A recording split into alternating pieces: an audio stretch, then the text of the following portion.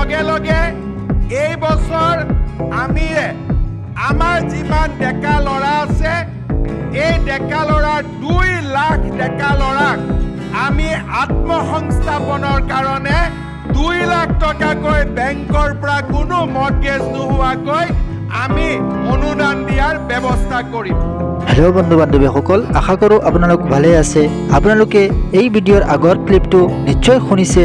আমাৰ মুখ্যমন্ত্ৰীয়ে এটা যোজনা আৰম্ভ কৰিছে। এই যোজনাৰ নামটো হ'ল স্বনিয়োজন যোজনা। এই যোজনাৰ জৰিয়তে আপোনালোকে বিজনেছৰ কাৰণে 2 লাখ টকা আপোনালোকে ডাইৰেক্ট নিজৰ বেংক একাউণ্টত লাভ কৰিব পাৰিব। যদি এই স্বনিয়োজন যোজনাত আপোনালোকে এপ্লাই কৰে তেতিয়াহ'লে আপোনালোকে 2 লাখ টকা চৰকাৰৰ তৰফৰ পৰা সাহায্য পাব। আপোনালোকে কেনেকৈ স্বনিয়োজন যোজনাত এপ্লাই কৰিব মই বাৰু এই ভিডিঅ'ত আপোনালোকক দেখুৱাই দিম। আৰু এই স্বনিয়োজন যোজনাত কি কি ডকুমেণ্টৰ প্ৰয়োজন হ'ব গোটেইখিনি মই এই ভিডিঅ'ত আপোনালোকক দেখুৱাই দিম। আপোনালোকে অলপো স্কিপ নকৰাকৈ প্ৰথমৰ পৰা শেষলৈ চাই থাকিব। চোৱাৰ পিছত আপোনালোকে বুজিব পাৰিব যে কেনেকৈ এপ্লাই কৰিব পাৰিব আৰু কি কি ডকুমেণ্ট লাগিব।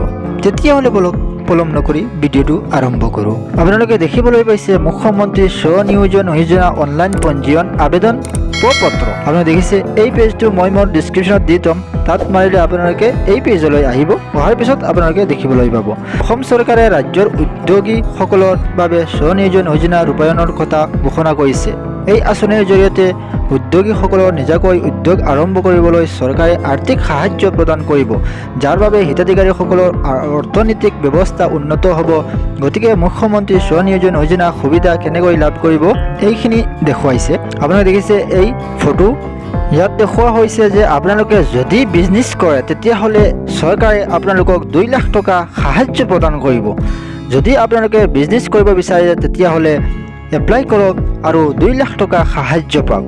আপোনালোকে তলফালে যেতিয়া স্ক্ৰল ডাউন কৰিব দেখিবলৈ পাব এয়া চাওক, আসাম মুখ্যমন্ত্ৰী স্বনিয়োজন যোজনা।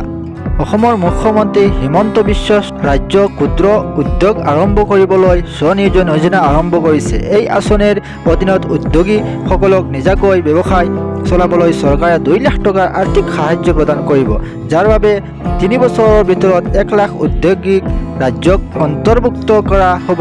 এই আঁচনিৰ অধীনত অসম চৰকাৰে হিতাধিকাৰীসকলক কিস্তিৰ ৰূপত চিডিং কেপিটেল ইনভেষ্টমেণ্টৰ ব্যৱস্থা কৰিব। যেতিয়া ধনৰাশি হিতাধিকাৰীৰ বেংক একাউণ্টত আহিব তেতিয়া আবেদনকাৰীয়ে নিজৰ ইচ্ছামতে ব্যৱসায়টো বাছনি কৰিব পাৰিব। আপোনালোকে গম পাইছে, আপোনালোকৰ যেতিয়া বেংক একাউণ্টত পইচা সোমাব তেতিয়া আপোনালোকে ইচ্ছামতে আপোনালোকে বিজনেছ কৰিব পাৰিব। তলত দিয়া আছে স্বনিয়োজন যোজনাৰ অভ্যাস। স্বনিয়োজন যোজনা আপোনালোকে দেখিছে, সাহায্যৰ পৰিমাণ 2 লাখ টকা, হিতাধিকাৰীৰ সংখ্যা 1 লাখ টকা আৰু আবেদন প্ৰতিক্ৰিয়া অনলাইন আপোনালোকে আবেদন কৰিব লাগিব। অফিচিয়েল ৱেবছাইট আপোনালোকে দিব, তাৰপিছত আপোনালোকে এই ৱেবছাইটত গৈ আপোনালোকে অনলাইন কৰিব পাৰিব। আপোনালোকে দেখিছে এইটো myGov.assam-ত টুইট কৰিছে যে এই যোজনাটোৰ নাম। তলফালে আহিলে দেখিব অসম স্বনিয়োজন যোজনাৰ উদ্দেশ্য। এই আঁচনিৰ মূল উদ্দেশ্য হৈছে ৰাজ্যৰ উদ্যোগীসকলৰ চৰকাৰে নিজাকৈ উদ্যোগ আৰম্ভ কৰিবলৈ আৰ্থিক পৰিমাণ প্ৰদান কৰা, যাতে হিতাধিকাৰীসকলে এই অৰ্থনৈতিক অৱস্থা উন্নতি কৰিব পাৰে। তলফালে আহিলে দেখিব স্বনিয়োজন যোজনাৰ মূল বিন্দু। মুখ্যমন্ত্ৰী হিমন্ত বিশ্ব শৰ্মাই ৰাজ্যৰ যুৱ উদ্যোগীসকলৰ বাবে স্বনিয়োজন যোজনা আৰম্ভ কৰিছে। মুখ্যমন্ত্ৰী হিমন্ত বিশ্ব শৰ্মাই কয় যে আগন্তুক 3 বছৰত আমি এনে এখন উদ্যমী ব্যৱস্থা সৃষ্টি কৰিব বিচাৰিছোঁ যিসকল চৰকাৰী প্ৰত্যাশী নহয় সেইসকলক চৰকাৰে 1 লাখ উদ্যোগীক 2 লাখ টকাৰ মূলধনী বিনিয়োগ আগবঢ়াব। যদি আপুনি নতুন উদ্যোগ আৰম্ভ কৰিব বিচাৰে তেন্তে ৰাজ্য চৰকাৰে আপোনাৰ লগত থিয় হৈ উদ্ভাৱন প্ৰদান কৰিছে। তলত দেখিছে মুখ্যমন্ত্ৰী স্বনিয়োজন যোজনাৰ বাবে যোগ্যতা। আবেদনকাৰী অসম ৰাজ্যৰ স্থায়ী বাসিন্দা হ'ব লাগিব। এই আঁচনিৰ সুবিধা কেৱল ৰাজ্য উদ্যোগীসকলে ল'ব পাৰিব। পুৰুষ আৰু মহিলা উভয় উদ্যমী এই আঁচনিৰ সুবিধা লাভ কৰিব। আত্মসহায়ক গোটৰ সৈতে জড়িত মহিলাসকলে এই আঁচনি প্ৰদান কৰিব পাৰিব। আবেদনকাৰীৰ ন্যূনতম বয়স 18 বছৰ বা তাতকৈ অধিক হ'ব লাগিব।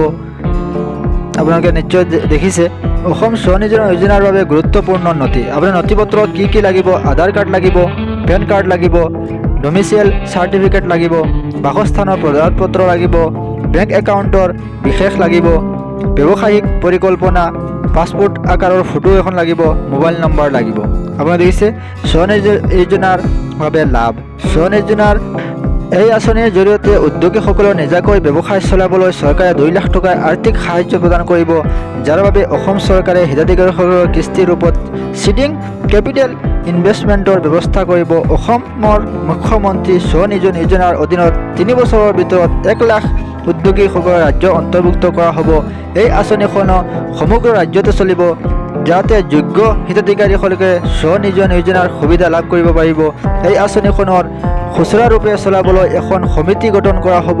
এই আঁচনিৰ জৰিয়তে কোনো ধৰণৰ বৈষম্য নোহোৱাকৈ হিতাধিকাৰীসকলৰ আঁচনিৰ সৈতে সংযোগ কৰা হ'ব। আপোনালোকে দেখিছে এই আঁচনিটো কিমান গুৰুত্বপূৰ্ণ।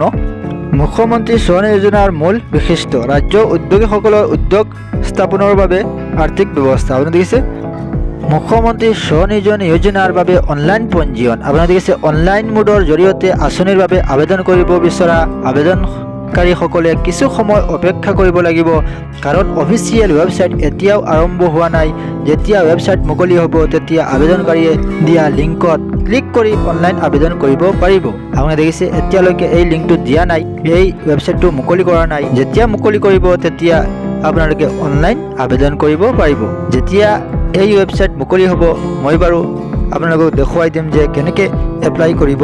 আপোনালোকে এই চেনেলটো ছাবস্ক্ৰাইব কৰি ৰাখিব, যাতে যেতিয়া এই ৱেবছাইটটো মুকলি হ'ব মই বাৰু আপোনালোকক দেখুৱাই দিম যে কেনেকৈ এপ্লাই কৰিব লাগিব।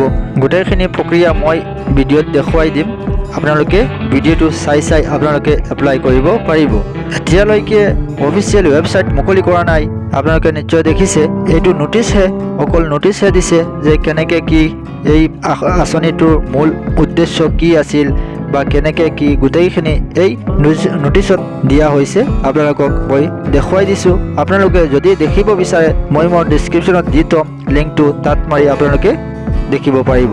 আশা কৰোঁ ভিডিঅ'টো ভাল পাইছে। যদি ভাল পাইছে তেতিয়াহ'লে এই ভিডিঅ'টো এটা লাইক কৰিব, আৰু মোৰ চেনেলত যদি নতুন হোৱা তেনেহ'লে ছাবস্ক্ৰাইব কৰি কাষত থকা বেল আইকনটো বজাই ৰাখিব, যাতে মই তেনেকুৱা মূল্যৱান ভিডিঅ' আপলোড কৰাৰ লগে লগে আপোনালোকৰ মোবাইলত নটিফিকেশ্যন যায়। আজিৰ ভিডিঅ'টো ইমানেই আছিল।